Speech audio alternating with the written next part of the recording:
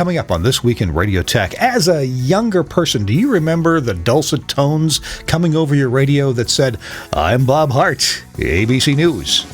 Well, Bob Hardt is our guest. I'm so delighted he's joined us. We're going to talk about, of course, being a talent, being in the news business, working in big city, New York radio and network radio, but also a little bit about his activity as a ham operator and what got him into electronics, what sparked that interest in him. It's all coming up next on TWiRT. This Week in Radio Tech is brought to you by Broadcasters General Store with outstanding service, savings, and support online at bgs.cc. By Broadcast Bionics with the Bionics Studio, including talk show control, social media, and visual radio. Broadcast Bionics brings exceptional audience engagement to radio and TV. By Air, featuring Playout One radio automation software, comprehensive streaming solutions, website content management, and social media tools for maximum listener engagement on the web at AIIR.com. By Angry Audio. Audio problems disappear when you get angry at angryaudio.com. And by Max Connect Wireless, prioritized high-speed internet service designed for transmitter sites and remote broadcasts.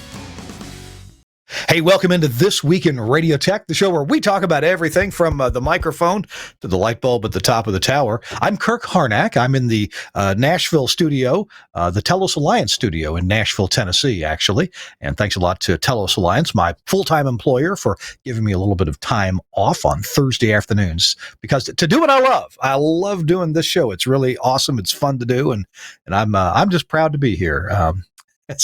As some people would say. It's a beautiful day here in Nashville. Unfortunately, I don't think today we're not getting a weather report from Chris Tarr. No, he told me he's tired. He's taking a nap. So I guess Chris will watch the replay. Our guest today, we're going to go ahead and bring him in. Our guest today is somebody who I actually have admired since probably I was a child. I mean, at least a barely preteen child, getting into my preteens, listening to the radio when I was probably 11, 12, 13. Heard this guy on the radio in the mid 1970s, and that would be our friend of mine. I'm delighted to call him that, and it's Bob Hardt. Bob, welcome in. Good to see you. Hi, Kirk. Thank you. It's great to be here. And boy, do you know how to make a guy feel old. Wait a minute, I am old. You told me when you got started in radio, and I thought, dang, I was like a year old when you got a cherry job in 1963 or something like that. Yeah. Well, I started before that, about 6 years before that. So yeah. Wow. Well, Bob, we're going to actually take our first commercial break in just a second here, but tease us a little bit about what we're going to be hearing about. Bob Hardt, I always associated you with, I'm Bob Hardt, ABC News. I would hear that, and it was just so ingrained in me. I timed into your newscast over and over. But aside from being a well-known network radio news talent, you also have a lot of interest in electronics and radio communication. Give us a little tease about what we're going to talk about today. We're going to talk about, at least in part, about the looking at the span of my career, which started in 1957 and went all the way to my retirement in 2004. We're kind of going to take a look at that span and the technological progress that was made from point A to point B. And when you step back and take a look, it's actually quite amazing what has transpired over those 40, 50 some odd years. Really is. And I understand we haven't said yet, but you're a ham radio operator, K2NX. So you've kilowatts 2 November X-ray. Yeah. And you've also done some teaching about radio communications, I believe, with the Boy Scouts. With the Boy Scouts, it was teaching to a degree, but for the most part, it was building for them at the Boy Scout camp at Camp Alpine, New Jersey, building a radio station for them, using equipment that had been discarded by a couple of major broadcasters in New York, including my employer, ABC, WINS, and WHN, consoles, microphones, tape recorders, you name it. we put it all together. This is back about in the late 90s, early 2000s at Camp Alpine. With a little Part 15 transmitter, which is all we had at the point. So we covered the parking lot at the headquarters, basically. But it was a place where the scouts could go and learn radio and production techniques and how to work a microphone and how to work a console and how to edit tape and the whole 9 yards. So that was the teaching experience. I started out to be a school teacher, I think I told you. Yeah. Yeah, I worked small town radio station my entire from my junior in high school until I graduated Michigan State University, and I came out of Michigan State with the idea of being a high school history teacher.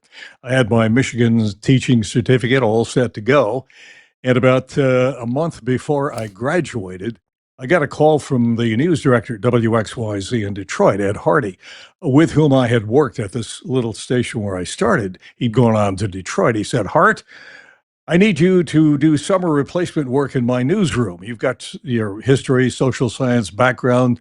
You can write.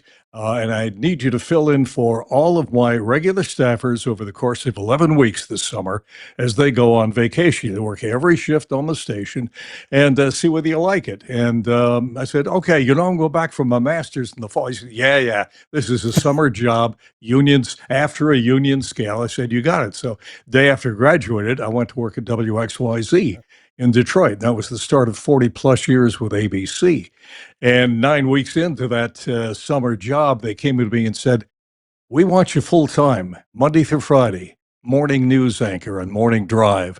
And I said, "Okay, I've been going to school all my life. Let's take a 1-year sabbatical, go out in the real world and see if it bites." And I got out there and I started working full time in the business in Detroit, fifth largest market at that time. And I loved it, and I never looked back. Oh, I did go back and work on my master's, but career-wise, no. School teaching never happened other than my student teaching in college.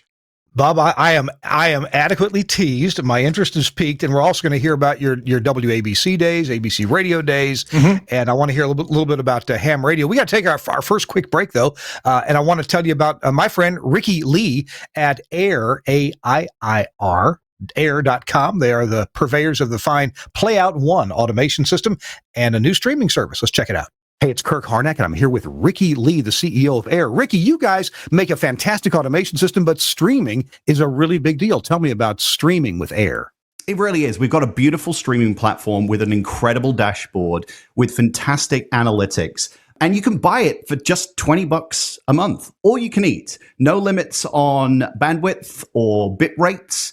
And you can also record shows as well. So if you like to deliver on-demand content for $20 a month, you can stream and deliver that on-demand content to an RSS feed that can feed your radio player, your mobile apps, or a podcast that people can download and enjoy. Now, $20 a month, that must be for just some slow MP3, right? No, MP3, AAC, and we also now support HLS, which is big in the industry right now. Wow, that's pretty amazing. How do I start to explore or find out more about streaming through AIR? You go to air.com, AIIR.com/streaming. And from there, with a credit card, you can sign up and get started.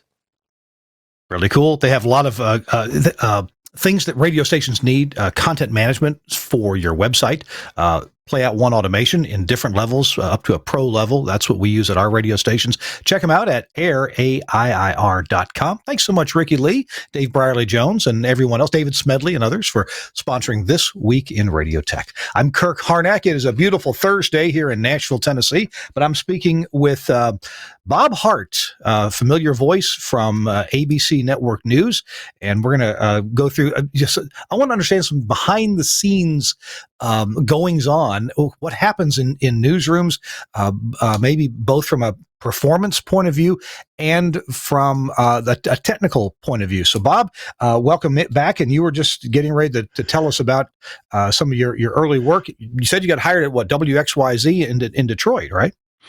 Yeah, well, if you want me to do the Ted Baxter thing from Mary Tyler Moore, it all started at a 1,000-watt radio station in Jackson, Michigan. Oh, that's right. And WKHM, still on the we air. might have a picture. Let's see if Suncast has some pictures for us to share.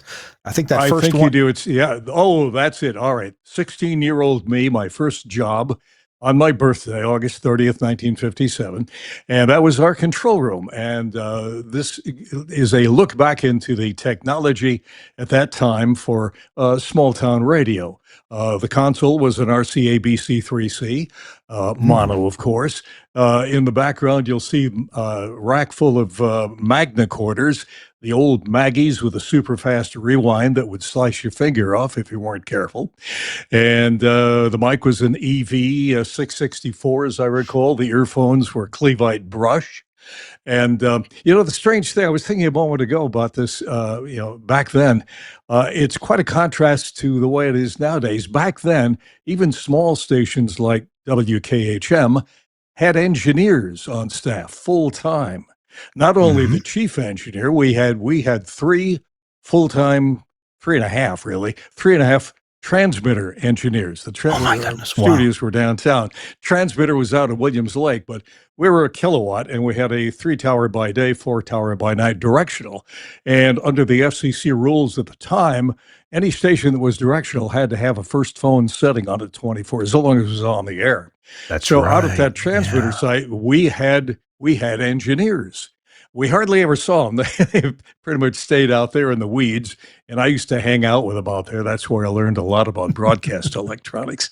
But compare that to today, where if you're lucky, you have a contract engineer and nobody on staff full time.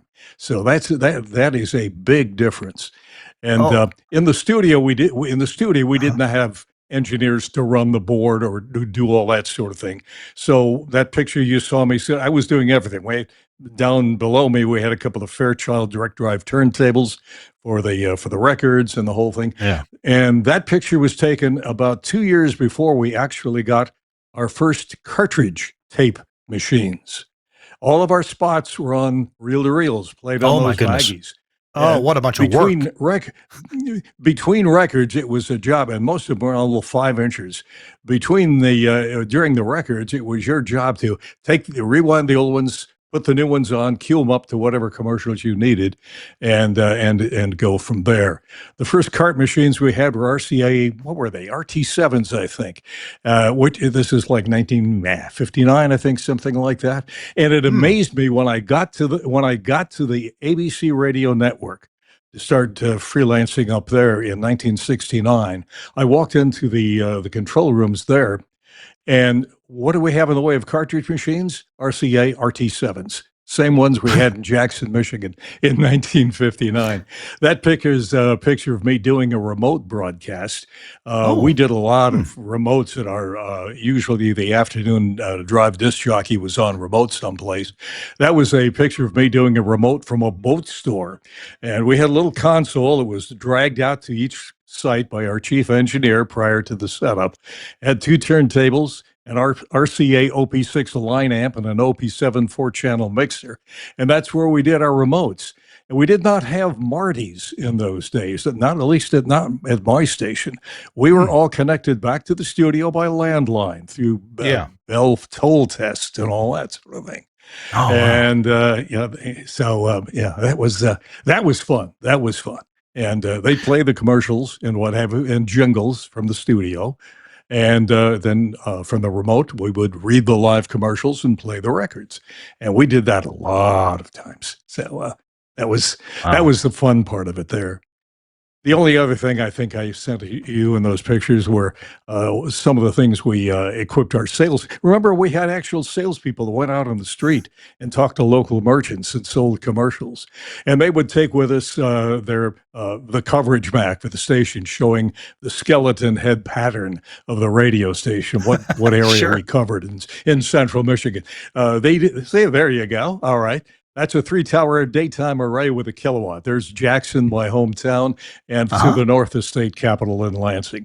But this is what the salesman would show. And then they'd show another one, which I don't have, of our competitor in town, the older station, which was a 250-watt pot boiler at 1450 with just a little circle around the town. So that was part of the sales pitch. And the I had other not thing, heard that. you I may hadn't heard remember, that term, pot boiler. That's pretty good. I hadn't heard that before. we call them the graveyard channels now. I think the Sure. Class Yeah. Cs, but and remember when stations chief engineers sent out QSL cards? There's one there that our chief engineer Paul Wright designed for us, acknowledging reception of the station. But that was part of the fun of small town radio, and I dread the loss of that now because that station and so many others like it were learning places for people just starting out, young people starting out in the business.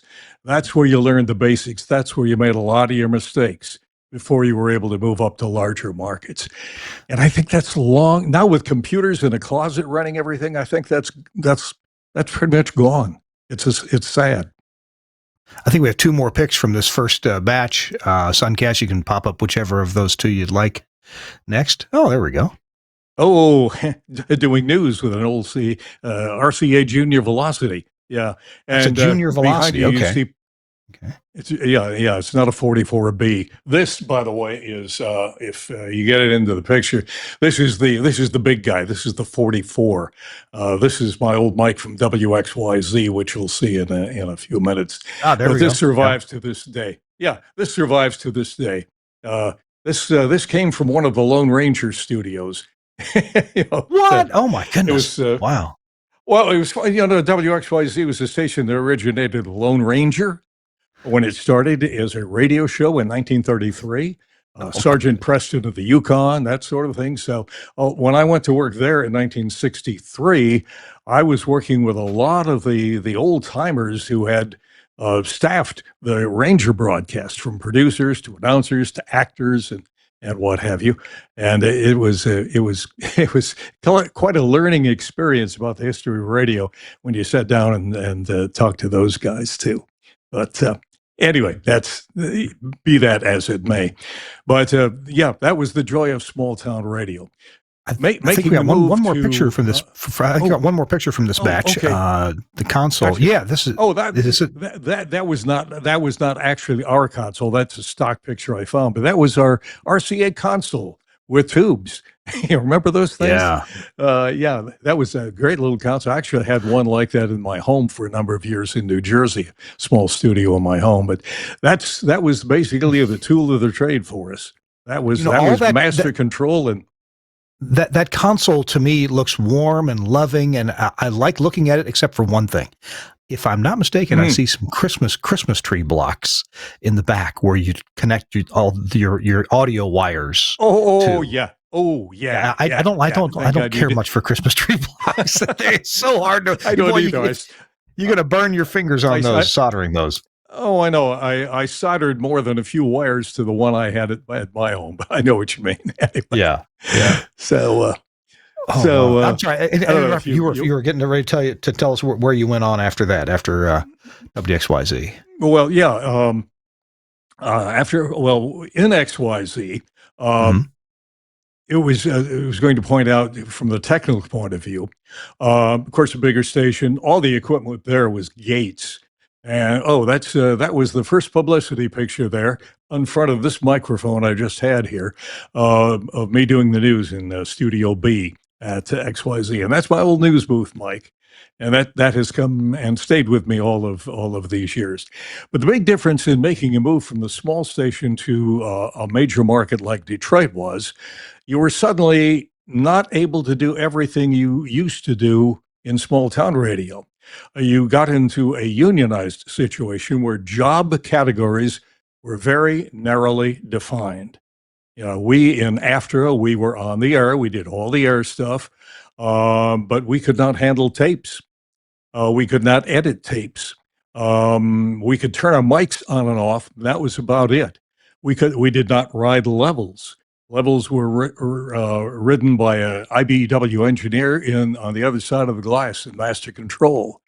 And so there was a learning curve of how to suddenly you have to work with maybe 2 or 3 other people to get something produced to go on the air. In the case of a newscast, it was working with the engineer who would intake a voicer over the phone or edit a tape that you brought in from the field. And then it was the playback of the newscast where you were in the booth reading the script. Your engineer outside would have the script and the cartridges or reel-to-reel tapes for news inserts and what have you, and the engineer out in the other room, riding a level on the whole shebang. So that's where you suddenly started to learn that you had to know the other guy's job as well as you did to make sure you knew what the limits were of your ability to produce and get something on the air in a timely fashion.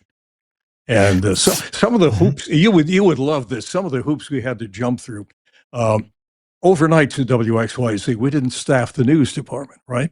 Last newscaster went home at midnight, and before going home, he would put together a 5-minute newscast. The overnight disc jockey would come in, sit down, and read it. It would be read on into a tape recorder, and then the last tape engineer before midnight would transcribe it onto an ET.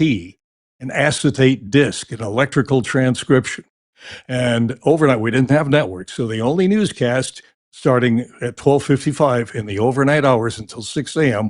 was that recorded newscast that was done maybe a quarter to midnight.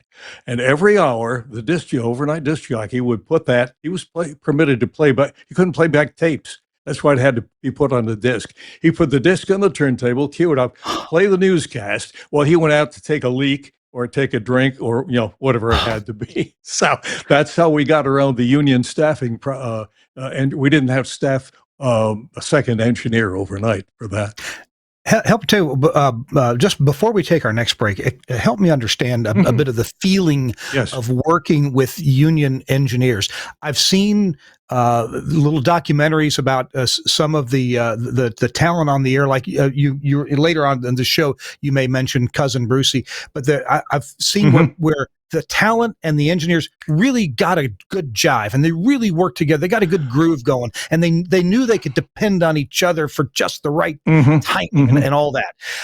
I'm sure that, but there's been other situations where it just really seems like a hindrance. And in my early year, like 25 years ago, when I first started working for Telos, I would take some audio processors around to demonstrate them. Well, I took them to a station that had a union engineering shop, and I wasn't allowed to plug the stuff in to let the program director hear what our audio processors sound like. And we had to wait for the engineer to show up. Well, the engineer showed up and he said, yeah, you can plug it in as long as I stand here in the room.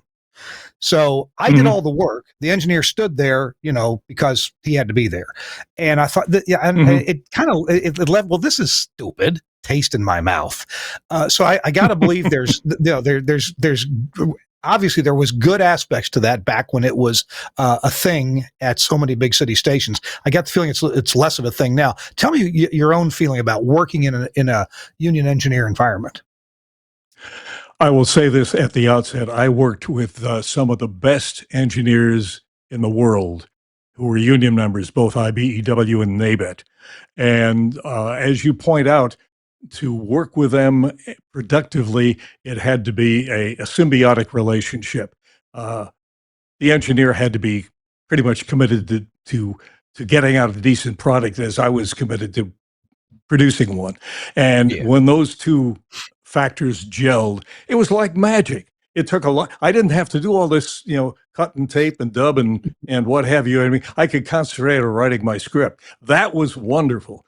Every now and then, I'm sorry to say, you would get an individual who wasn't really interested, frankly didn't give a damn, or maybe half gave a damn, but had his nose in the contract book trying to figure out what he didn't have to do. Those were few and far between. I'm happy to say there were a few. I remember Don Imus. Did you remember Don Imus at WNBC? He came up with one day on there, and he was having a match with one of his NABET engineers, and he said on the radio, he said, I finally found out what NABET stands for no ability but extremely temperamental. I would never go that's unfair.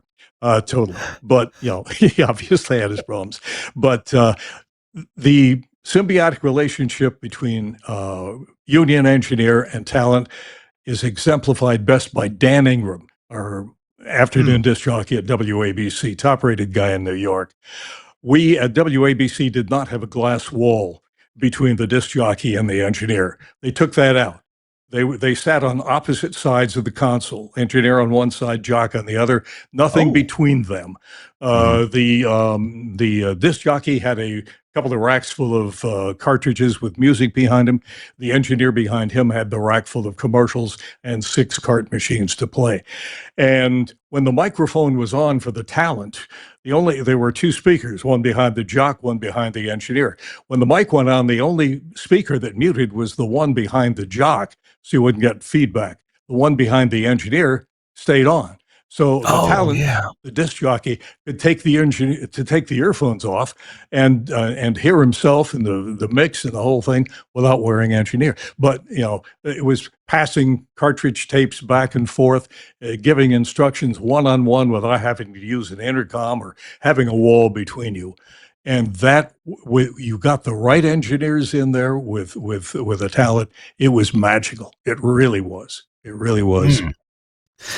All right. Well, good to hear that. We're talking to Bob Hardt. Bob Hardt, you may remember, as I do, for many years on ABC Radio News. I timed my hourly music into Bob Hardt or whomever was anchoring ABC Radio News at that hour many, many times, and certainly enjoyed that. And then Bob and I got acquainted over a project for the Boy Scouts. And Bob contacted me for something or other.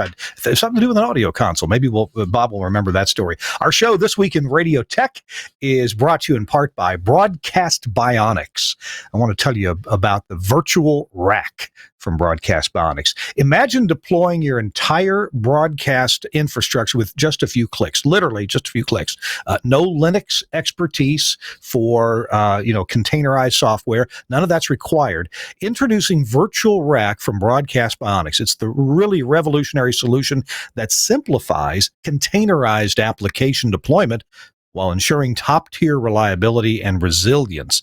Virtual Rack combines a purpose-built appliance. So that's a server that's purpose-built to do this. Intuitive management software is in there and a comprehensive application library. You can select your desired applications from different manufacturers, including Telos Alliance, my employer. You can input your license codes that you get from the respective manufacturers and assign an IP address, and hey, you're operational, eliminating complex installations and a lot of technical jargon. But simplicity doesn't compromise reliability. Virtual Rack offers built-in backup and failover capabilities if you just get 2 units. They talk to each other. You can configure multiple appliances for seamless failover if the primary system encounters an issue. And the backup activates automatically within seconds, ensuring uninterrupted broadcasting.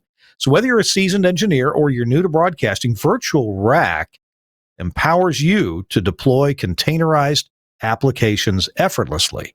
Experience the future of broadcasting, because containerized software is really out there. A lot of big broadcasting companies are using it, and even smaller ones, well, like some of mine, are using containerized software for broadcasting. But Virtual Rack makes it easy. You don't have to be a Linux expert to make this work. You can discover more at bionics.co.uk. bionics.co.uk and click on Virtual Rack, and you'll find out a lot more about it. Huge thanks to Dan McQuillan and his team, his development team at Broadcast Bionics, who developed Virtual Rack. At Telos, we're big on containerized software deployment. I've been talking about this for years. And frankly, when Bionics came along with their deployment and their ease of use, we were a little skeptical at first. We wondered, is this really going to work? And you know what? We got hold of it, and our development team at Telos tested this out. Love it. They say this is amazingly comprehensive and incredibly easy. Check it out. Get a demo. There's videos on the website at bionics.co.uk. Thanks so much, Dan McQuillan and Broadcast Bionics, for sponsoring This Week in Radio Tech.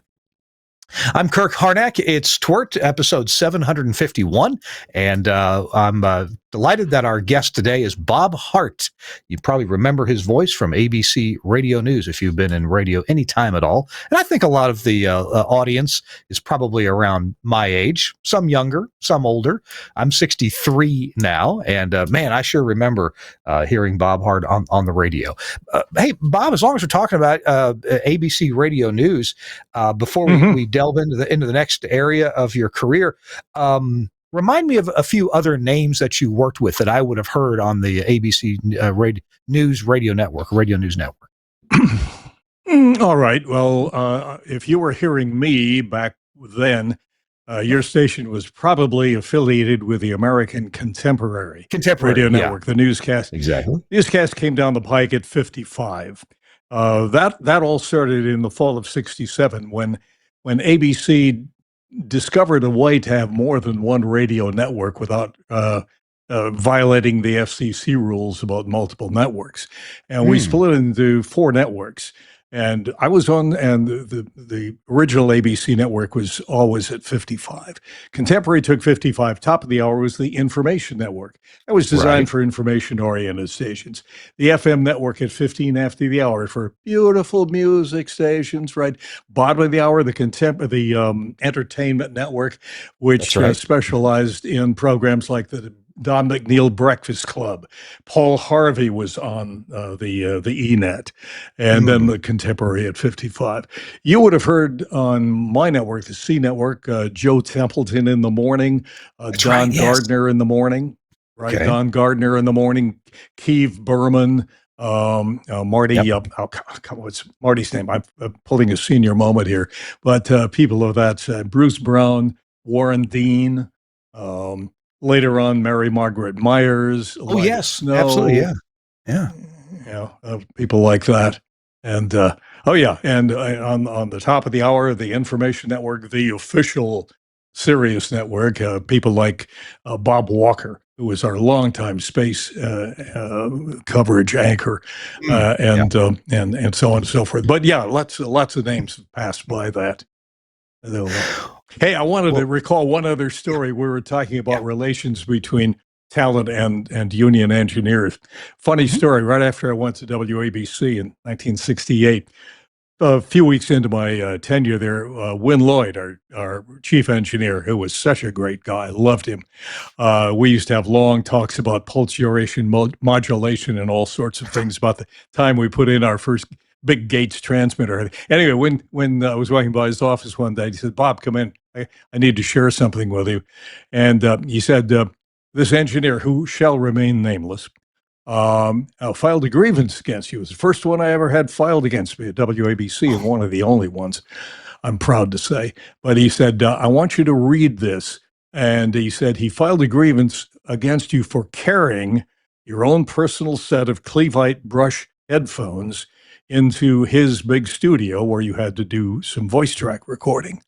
And of course, I always carried them in, let him plug them in, of course. That's. And I said, what was that? What was the nature of the grievance? He said, I'll read it to you. And this particular engineer was a guy from Germany, very strict and very precise. And the grievance read, illegal inter-office transportation of dual piezoelectric transducers. Earphones. Oh, gosh. I was on the floor. Win, the chief, was on the floor. He said, Bob, don't worry about it. This engineer and I became great friends and great working partners over the years. And he was one of the best tape engineers I have ever worked with. But that's an example of how what you might think was a bad start turned into something really great. So, good. Wow. Carry on. I wonder how that bee got in his bonnet over that. What was that about? Wow. I know. He was very strict about what you could do. We had to handle all the equipment, that sort of thing. We have, would you like to go ahead and start in on our third batch of pictures? I think sure. Time-wise, we're on track for that. We know not the order, so this is where Bob's spontaneity will shine through. So Suncast. Well, these are from the these are from the WABC days. These were pictures I think were taken in by one of our engineers, as a matter of fact, in 1972. That's Studio 8A, the main air studio at WABC. And I'm sitting in the disc jockey position. George Berger, with his yellow shirt back to me, is my engineer. You can see how he was on one side of the console. I was on the other, no glass between us. Each of us had big clocks. That was the engineer's clock. The clock the disc jockey face you're going to see in a few minutes, which had all the markings on for the formatics of the station at that point. But that was about a minute before airtime with the big newscast I did every night. And in 1969 through about 74, we still did a 10-minute newscast every night on a top 40 rock and roll radio station. 5 minutes of network news prior to that. 6 o'clock to 6:10 was my 6 o'clock report. And then I did a quick change of chairs, that chair where I was sitting with Howard Cosell. He'd slip in and do Howard Cosell from 6:10 to 6:15, and then Cousin Brucey would slip in and take off at 6:15. So that was the studio. And that, what you're seeing, is the WABC music clock, indicating when certain things had to be done. I won't even attempt to explain that because I forgot what the markings were. Remember, the jocks would, of course. But anyway, that was how it was in the dear old Studio 6A. And I forgot the other pictures we have, probably just studio pictures of me. Unfortunately, that was in one of our other studios.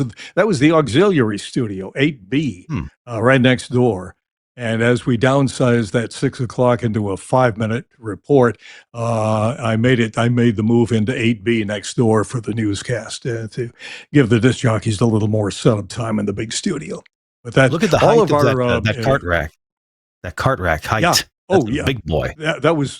There were two back behind me there. That one and another one off to the other side, and two of equal height behind the engineer with the commercials and all that sort of thing.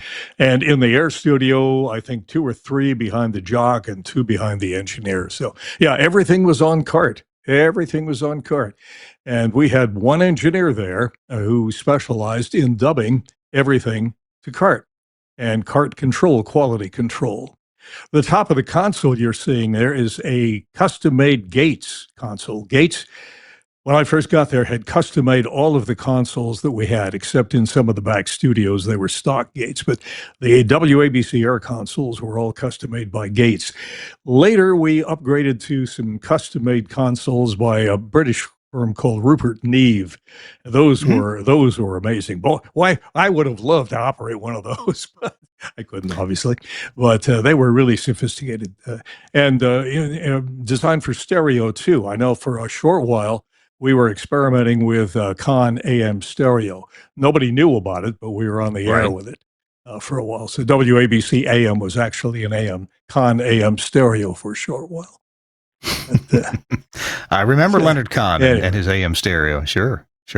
And I'm amazed you actually had Neve consoles at WABC. Mm-hmm.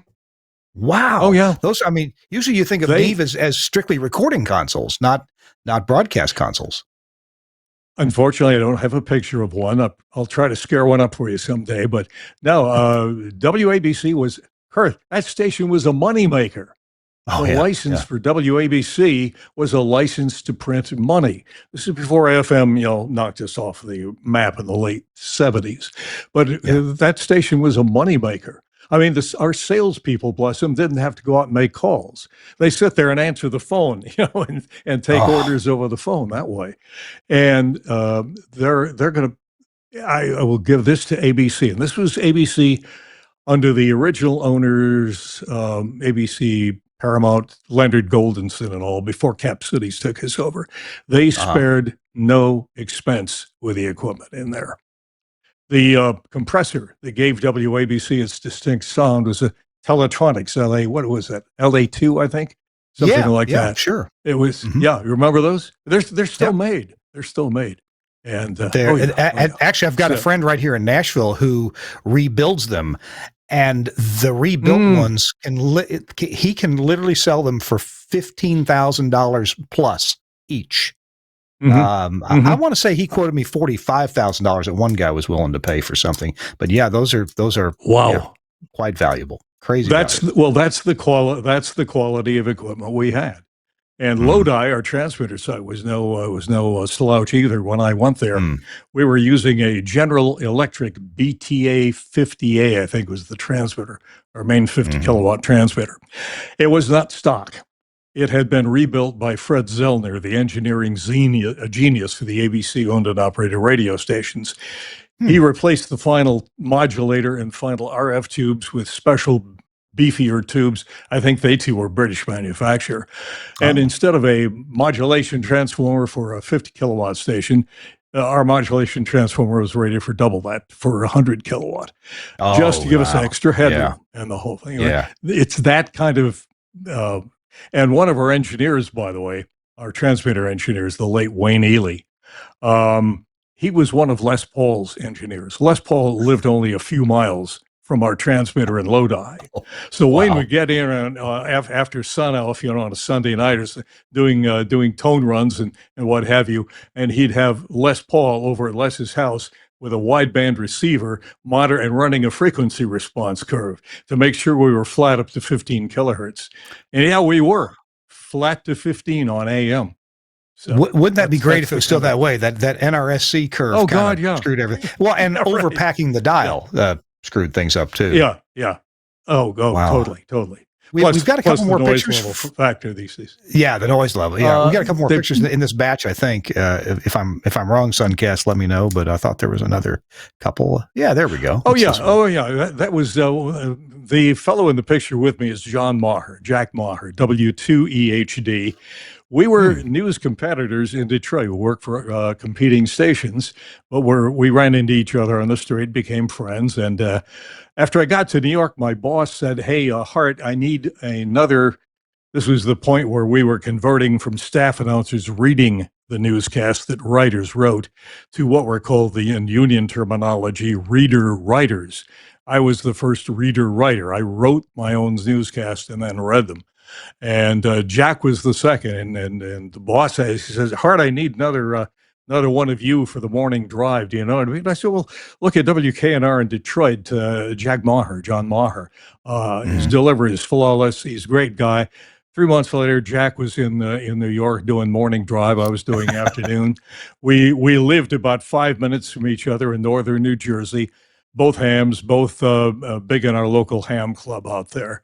But that was a picture from November of 1968, election night. We're in the big studio, which you really can't get a feel for there. But we were doing election returns, both of us, co-anchoring election returns. And you'll notice the Cleveite brush still with me, single one, for my headphones. So, but you'll notice the mics. This one is the 666. I was going to ask you what kind of mic is that? Yeah. Those are Sennheisers. And I can't remember the model of it, but this was part of a big table we had where we did weekend news interviews with newsmakers, and we had like 4 of these Sennheisers hanging down over that table. But they were condenser mics, each of them. That mic with the round ball, it looks shiny, like it would look great on television. Right. Well, we weren't television folks. I'm sorry. With the fifth dimensions. So I got to ask you a question about your choice of dress here. You're wearing a French cuff shirt with cufflinks. Now, was that just an election night thing, or was that a daily accoutrement for you? No. That was a daily thing for me. Even in Detroit, I'd wear a shirt and tie to work every day. Okay. Take off the jacket. Did that in New York too, but we would all wear jackets and ties. Most of us to work. Yeah, it was a routine thing. And when I got to the network, it was mandatory. Tom O'Brien, we called him the Great Pumpkin. He was the news director, the VP of news for radio. He said, you correspondents, thou shalt wear coat and tie. I may have to send you out on a moment's notice to cover a story in the field, and I don't want you looking like something the dog dragged in. I want you to look stylish, right? So none of us worked in jackets, but we all wore a coat and tie to work. So if there I'm was not mistaken, no more that preceded Casual Fridays by quite a while. Suncast, was there one more picture to see? I thought there was a WA. Yeah, there we go. That one. Oh, that's just another shot. By the way, and I forgot. I think the mic was an AKG that we went over to on the disc jockey position. But that little room you're looking in behind that was my news booth at WABC. It was set at a right angle to the disc jockey, right? So when I was doing the news, the disc jockey could do a right turn and look at me and make faces or moon me or whatever and break me up and what have you. Yeah. The engineer who's on the other side of the DJ console had a mirror up on the ceiling, and he could look in the mirror and see me in the news booth, and I could look in the mirror and see him at the controls. That's how we had to get around that little right angle thing. So one thing I noticed in the pictures we've seen, I don't really see much attention to acoustical treatment. Some of the mics you said may have been condenser mics, which may well have been kind of omnidirectional. I'm just wondering about the quality of the sound that came out. I mean, obviously, you and other people had really good pipes, good voices, but was there mic processing involved? What did you think about the sound at the time, and did you have any say-so in how any of that came off? Not really. No, we on the talent side had no say so. I mean, the program director, if he didn't like what he heard on the radio, could beef to the chief engineer about it. But those were studios in what was at the time the ABC corporate headquarters building at 1330 Avenue of the Americas, right opposite the New York Hilton. And those studios, I don't know how they did it, but those walls were soundproofed. They were acoustically designed walls in all those studios on the 8th floor. So we never had a problem with bad acoustics in those studios. Oh, and okay. All right. No, there was no individual mic processing. No. Everything went straight into the console out into that LA2A, and via microwave out to the transmitter. But the transmitter, I think they had a Gates peak limiter on it, but that was about it. Plus what was it? A reverb. We had reverb on that station all the time. Yes. And I believe it was a Hammond organ. It was a big box with coil spring, and it was put on the wall above one of the doors leading into the transmitter room. And that got our audio before it went to air. They said during newscasts, turn it off. We don't want the newscast No, I'm sorry. They left it on during newscasts. They took it off during the Sunday night public affairs program. Otherwise, it was on all the time. Yeah. And we had one funny incident one day where Dan Ingram, the afternoon disc jockey, was ragging on Larry Mussman, our transmitter engineer. He says, Larry's out there cooking up stuff or something like that.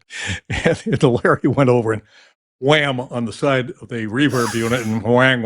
Of course, Dan's listening off the air. So it was a good what a group of people it was. Really good. We enjoyed each other. Back in those days, the plate reverb was also popular at some recording studios. I heard that some networks had that, or some radio stations did. But then I heard of a New York radio station that used a little used stairwell, and they put a speaker at one end of the close the door stairwell and a microphone at the other end, and that was the reverb. Do you ever hear a story about that? Not that particular one. I heard another story about this. This goes back into the days of network radio in the 40s with dramatic programs, that some of the Foley technicians, we call them sound effects men, if you will, to get a certain reverb for something, would go into the men's room and put a mic at one end and a speaker at the other, and use the echo from in the men's room. So I did not hear the stairwell thing though. Well, that's why singing in the shower sounds do what so you got to do, That's right. Hey, we're going to take a break here. I'm Kirk Harnack. Bob Hardt of ABC Radio News fame is our guest, and we got another batch of pictures and more stories to tell, and we'll talk about some technical stuff about his interest in and experiences in ham radio. So that's coming up. Love talking about finding out what was going on in earlier days of broadcasting. Hey, this week in radio. Radio Tech is brought to you in part by our friends at Angry Audio. The website is angryaudio.com. And I want to talk to you about the Guest Gizmo. Now, I've installed a few of these. It's been a while since I've talked about these. The Guest Gizmo. Okay, engineers, this device is going to make you look like a freaking genius. And here's one reason why. You see, it's a square box, and it's got a square bezel on the top. You drill a round hole. I think it's 2 3/4 inches, but don't quote me. You got to check the instructions first. But you drill a round hole in the top of your counter. Be sure that's where you want your headphone jack for the guests. And then you pop this thing into that round hole, and it looks like you've done a lot of work to make a square hole. It just covers that up. The corners cover perfectly. It includes the matte black screws that let you screw it right in there. And it's got a really effective, nice headphone amp built in. It also has logic built in that you can connect to your console, and normally it would just be a mute button, but it can also function as an on-off cough button if you hook it up correctly to your audio console. So it's a multifunction kind of button there. I've installed these at our station, two groups of stations in Oxford, Mississippi, at our station The Buzz 94.7, and then at our cluster of stations on Maui. We just moved those about 6 months ago. And I installed some of these in the talent positions there, in the guest positions, I should say. In the talent positions, we installed the headphone gizmo. That's the one that goes under the counter, and it's nice and smooth, and you won't snag your pantyhose on it and stuff like that. That's what I always used to say. But man, this guest gizmo is a really cool device. It's powered by a wall wart that comes with it. You can bundle those wires easily, and it also comes with the adapter that you'll need to go from Studio Hub wiring over Cat5 cable into the left and right inputs on the back of it. So check this thing out. It is the Guest Gizmo from Angry Audio. And of course, besides the Guest Gizmo, they've got a whole lot of things that'll help you wire your studio quickly and easily and make it look really professional. Check this out, angryaudio.com. Thanks a lot, Angry Audio, for sponsoring This Week in Radio Tech. Our show also brought to you by our friends at Max Connect. And I know I'm going to talk about it again. Becoming very popular are these FM audio processors that run in a Windows environment. Now, I've got a bunch of these, and you can make them run very, very reliably. You turn off Windows updates, and I've got them running on PCs with the Axia IP audio driver to get audio in and out. And there's several companies making these FM audio processors. Of course, there's the Omnia SST, there's Stereo Tool, there's Breakaway One, and these are really cool devices. But the problem becomes, how do you get FM multiplex or the FM composite signal out of the PC? And there isn't a good solution, or there wasn't. There were solutions, but I got to tell you, none of them were really perfect. And your composite signal, if you understand the math involved and the physics involved, that signal is fragile. It needs to be perfect, and you need to keep it perfect. And the way you do that is with the Max Connect U.192. The U.192 is purposely designed and purpose-built to be a multiplex USB sound card.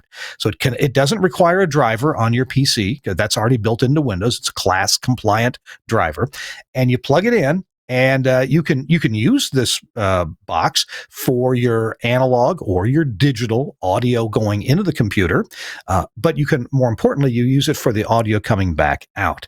You can get analog audio out, digital audio out, and the most important part is you can get composite multiplex audio out. And it's 100% perfectly done. It's designed specifically to do this without DC offset, but also without capacitors in the line, and the frequency response and phase group delay. It's all perfect for the entire FM spectrum. So you see those composite, those BNC connectors on the back? That's where you come out with your composite, and you go into your FM transmitter, your exciter, or if you're using a 950 megahertz composite STL, you just run that into your composite STL, and you've got a great connection. This box is what makes those PC-based FM audio processors really sing and really professional. Also, it's built by Angry Audio. So Max Connect and Angry Audio combined efforts to make this fantastic piece of pro broadcast gear. The Max Connect U192 from Max Connect check it out from any of your favorite broadcast dealers. I'm Kirk Harnack. It's This Week in Radio Tech, episode 751, and my guest is Bob Hardt. You may have heard him over the years. If you're like me and you listen to ABC News on the radio a lot, you heard Bob quite frequently. And Bob, I think we have one more batch of pictures that we want to get to here in the over the next 10 minutes or so. So let's we delve into them if we can. Oh, looking buff there. Gee, where's this? That's a studio shot. That's about the year before I retired. That was from 2003. I retired in 2004. But that was in one of our ABC studios. I forgot who shot that. I think somebody who had done an interview with me for something, but just a routine picture. And I forgot what else we have in those, but those were pictures from the network. Somewhere in there, you will find probably a publicity shot, my first network publicity shot, and I know I sent to you the other day a picture of our first digital studio. Well, that was an air shot. You'll notice the mic in our New York studios toward the end. All the mics were Electro Voice RE20s. That's a far cry from the way it was when I started at the network freelancing there in '69. I was appalled to walk into the studio and sit down for my newscast in front of now this is a studio mic, an Electro Voice 635A. You're kidding me. Yeah. network using an omnidirectional in a echoey studio, but that's the way it was. But eventually, as we had gone through rebuildings, we went over to the RE20s. That was, I think, taken on my last day there at the information network station where I would write the newscast. My editor would be on the other side there. And I think that was that was probably my last day there in January of 2004. But look at the interesting technology. The equipment that's to your right in the little blue rack mount, the beige colored equipment with some buttons. What would that be? It looks like intercom, but what would it be? That's a line switcher. You'll see in a picture from our new studio, we needed to switch a line to, and all sorts of things came in on various lines, and we needed to monitor a line. It was a thumb wheel switch. Bing, bing, bing, bing. And hit the take button, and it would come up on our monitor. Yeah. The other thing that I noticed, sorry, we had so much delay between us. The other thing I noticed, we in the rest of the country, we think of New York City as being the ultimate in broadcast studio quality and everything's done right. And I want to ask you about the fancy device that is lifting the CRT monitor up off the up off the desk. It looks like the New York City Yellow Pages, but maybe it's just a stack of paper. No, I think it was the Manhattan Yellow Pages, actually. The same damn thing is lifting my butt out of that chair. Those chairs were always a little low for me. So I used to sit, and I did this at WABC too. It was infamous. Bob's phone book. I'd sit on a phone book. I don't like to be down below where I'm working. So. That was part of my equipment. But that monitor you see was part of our transition to the digital age in terms of writing and editing newscasts. It was a thing developed by Australian Broadcasting called TWiRT, Digital Cart. And in that computer system, we could write our stories and edit our stories. The tape rooms behind me, they would edit their tape in it and put it into a file for playback in the studio. And you'll see a similar monitor hanging in the upcoming picture of the studio, another TWiRT terminal, and my playback list for the newscast would come up on the screen there. So that was part of the TWiRT system. Transitioning from that to that was a bit of a chore for some of the older people on our staff who were kind of reluctant to get away from the old Smith Corona typewriters or what have you. And it was kind of a difficult transition for them, but they did it. But that was part of our digital transformation. By 1990, when we went combo at the network, by the way. Oh, did I tell you it used to take 3 to tango at the network to put a network Oh, newscast on the air. It used wow. to take the anchor correspondent on one side of the glass, and we did have glass. The other side was a NABET engineer and a WGA director. They would both have copies of my script, and when I did the cue for a tape insert, the director would say, "Look at the script. Oh, that's his cue." He'd point to the engineer. The engineer would hit the button. Bang, bang, bang. It was usually done rather rapidly, thank God, but it took three to tango to get a newscast in the air. By 1990, the NABET contract had changed. The directors were gone, and we were combo. But we were combo with cart machines, the ITC triple play machines. We had 6 of them in our air studio. Yeah. And that picture there, much younger, still with hair, it's from the day when we were doing the audio carts. It preceded D cart, and okay. yeah. So, All right. but we eventually digitized. Now that when we redid the studios, and that was the first iteration of the Air Studio at our location on West End Avenue. New console. There's, you see in the upper right-hand corner, the D-cart, the kind of beige D-cart terminal, which would have the list of all our audio inserts. In the right-hand rack, you'll see 4 switching units like I had out at my desk. If I had to do a remote pickup from Washington, say Vic Reitner had an insert from Washington, flip on one of those, and it would bring it up on one of my favorites. That sort of thing. The RE20, the mic, and the other rack on the bottom, that was our intercom system for the whole ABC floor. If I needed to talk to my editor during when my mic was off or anything, I just hit the intercom to the editor's desk and ask a question. But that was the first of our digital playback studios, and it was modified. Wow. Things were added to it, but. Yeah, it's what a transition though from a wire recorder in 1957 when I started, got to Detroit where we're using a little, God knows what it was. It was called a Norelco. It used 3-inch reels of tape. That's the only thing we could use in the field to record our news. To get to WABC, and WABC when I got there, our street reporters were carrying around Nagras. Remember those? Oh yeah! Wow, those are expensive. They're expensive, and they were heavy as heck. One of our reporters got a hernia carrying one around. And eventually they said, "No, that's too much. It's too heavy." So we went over to Sony TC100s, little cassette recorders. And mine is long gone, but I paired my TC100 with this. Okay. Your basic 635A, and this was my mic for street reporting in New York all the years, both at local and network. So nice. And what a change. And then eventually we got rid of the TC100s. We went over to stuff like this guy.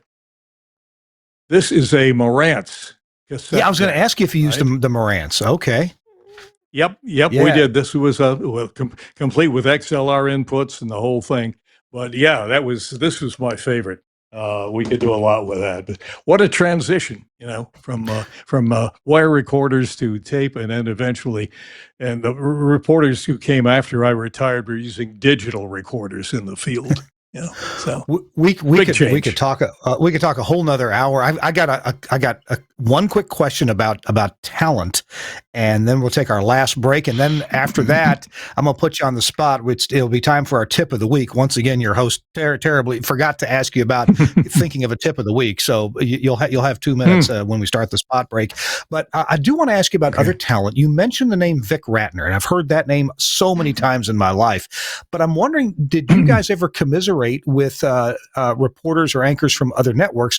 And the guy I'm thinking of particularly, as I heard his name all the time, I worked at a public station that had we had AP radio news, and that was Pi Chamberlain. Heard his name all the time, read things that he wrote. Did you ever commiserate or spend any time with any of people from the other networks?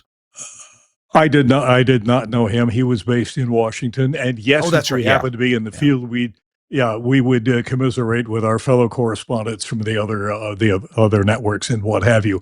Most of my, in fact, all of my field work, with two exceptions, was done in New York. So I would commiserate with a reporter from WNEW or WOR or something like that. Yeah, we'd bat it back and forth. Hey, what do you got? What's scuttlebutt in your newsroom today? And that sort of thing. But yeah. It was a fairly close-knit profession. I remember you and I talked in our pre-show planning about. I made a visit. I remember now. I made a visit to ABC Radio News in New York in the mid '90s because I was working at Scott Studios, and we were pitching Scott Studios digital automation systems, and that's the first time I ever met Chris Tobin, who for some years was. Yeah, he was my sidekick here. And I met a name that we also talked about, Ron Rollo. Met him at that location. Yeah. That would have been mid-'90s. I guess I didn't happen to run into you that day. But No, I wish you had. But we had a great crew there, and we just had a big reunion about 2 weeks ago in New York City. We do this about every 3-4 years. The ABC Radio News team gets together. And some of us will come from, I came from California. I went from California all the way to New York. And others made big trips too. And we're still together, and we're linked together. We have a website, actually a Facebook site dedicated to the ABC Radio News operation. And it's great. That's how we stay in touch. Yeah. Associations you make. Yeah, go ahead. And you hang on to them. Go. We're going to take our last break and hear from Broadcasters General Store, a place where you can get everything you need, including Vox Pro. We'll be right back. Hey, what's happening? St. John here, coming to you from Command Central, and wanted to tell you about the absolute best partner you can have in radio. I'm talking about, boom, Wheatstone's Vox Pro.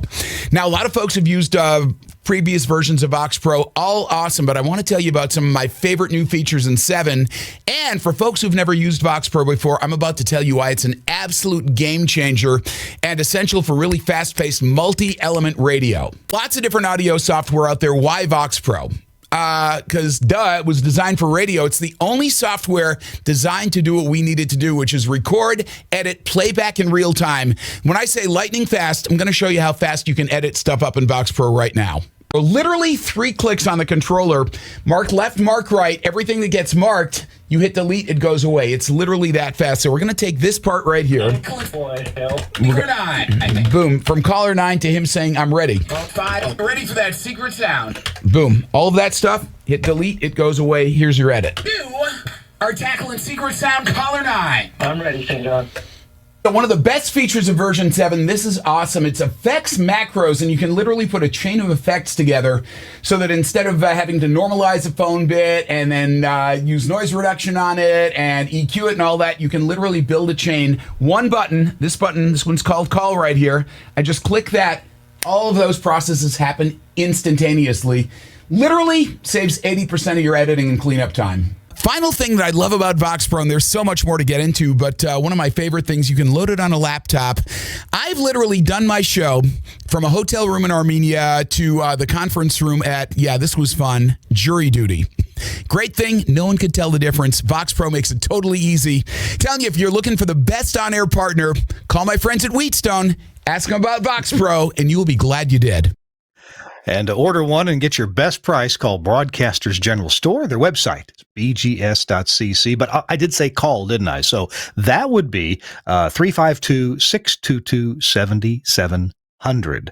352-622-7700. Put that in your Rolodex, put that in your phone, and give them a call whenever you need to for broadcast products, including Vox Pro. Thanks a lot, BGS, Broadcasters General Store, for sponsoring This Week in Radio Tech. It's Kirk Harnack here in our final few minutes with Bob Hardt, ABC Radio News. And Bob, we literally have about 3 minutes at the most to leave our audience with some wisdom. And I'm sorry for the short notice, but I always forget every week. So you're getting treated like everybody else.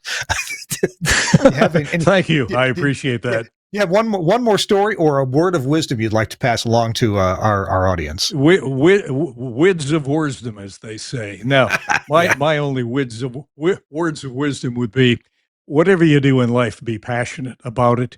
If you love it, be passionate about it. Do your absolute best. And my experience, as we've related it from way back 1957 to when I retired and beyond, don't be afraid to learn. Things are always going to change, and damn it, keep up with it. Learn it, and you will never be left behind. That's it. That's my approach to life, And I've had a pretty good one, thank God. I can't help but notice the books behind you. Do you have a favorite author or a favorite book? Dickens, Charles Dickens. Really? Yeah. In terms of the novelist, but I guess I'm an Anglophile, so a lot of the stuff he wrote, really rings with me. But I'm an avid reader. I always have been, and I still keep it up to this day, as long as my eyes hold out and I don't start going to sleep with a book in my hand. I'm avid reader, and I've been retired now. I got 21 years. Yes, 21 years. Seems hard to believe, but I'm still talk about being passionate about what you do. I'm still a news junkie. I get up first thing every morning. I sit down with my first cup of coffee and dive into the New York Times. And over lunch, I'm usually on my laptop or my iPad reading the Associated Press News Wire. I can't let it go. I'm a news junkie. Always have been, always will. So, and I'm also a tech junkie. From growing up, I started taking old radios apart, peering over the shoulder of our TV repairman as he was fixing our old 17-inch 1951 Spartan TV, and peering over the shoulder of our engineers at my hometown radio station, or the guys at Lodi at WABC, and learning. And my inspiration for becoming a ham was the chief engineer at my first station, Paul Wright, W8RFZ now. And he kicked me in the butt and got me started on that road. And I'll always be grateful to him for that. I think you did a piece of troubleshooting and replacement that I never did, and that was something to do with a part in a television that's pretty much the most dangerous part back there on a CRT. What did you end up replacing? Was it a flyback? Oh, the flyback transformer. Yeah. Remember the old TV sets with 1B3 high voltage diode rectifiers and probably a 6 BQ5 or 6 as the horizontal oscillator tube. I had learned enough about TVs by the time he got sent off to California for a bigger job that I dived in and tackled it myself. I never tell you, when he moved to California, he called up my dad and said, Mr. Hardt, we're moving to California. I got all this room full of radio stuff, tubes and condensers and this, that, and the other thing. Would it be okay if I gave him to Bob? And Dad said, yeah. So over comes our TV repairman with a truck full of everything you can imagine. And that's when I plunged into the electronics hobby full time, big time. I'm glad you got that last. Go ahead. I had a mentor. Yeah. Yes. All right. We got to go. We're all out of time. And Bob Hardt, thank you so much for being with us. Don't hang up because we're going to get a picture of you in just a minute. I want to thank very much Bob for being our guest today. Best wishes to Chris Tarr. I hope his nap does him a lot of good. And he should be back with us next week. And thanks a lot to Suncast, our producer for This Week in Radio Tech. Always does a great job, and I appreciate Suncast very much. We got to go. We'll see you next week on This Week in Radio Tech. Bye-bye.